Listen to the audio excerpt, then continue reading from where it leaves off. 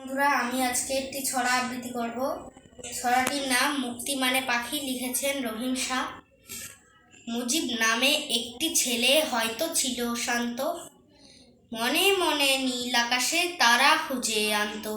পাগলপাড়া হাজার তারা বাসত তাকে ভালো, এই ছেলেটির দুচোখ জুড়ে ঠেলেছিল আলো। মুজিব নামে সেই ছেলেটি যখন হলো বড়, সূর্য এসে বলল তাকে শরীর তপ্ত করো।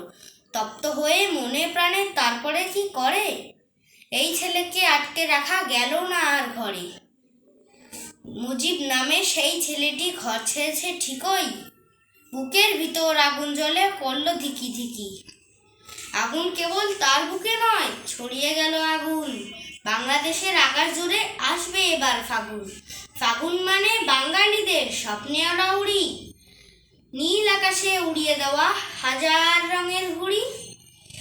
হঠাৎ মুজিব ৭১-এ সেমন মাটির টানে মুক্তি নামে একটি সোনার বাটি কিনে আনে। মুক্তি মানে স্বাধীনতা, মুক্তি মানে পাখি, এই পাখিকে সারা জীবন বুকে পুষে রাখি।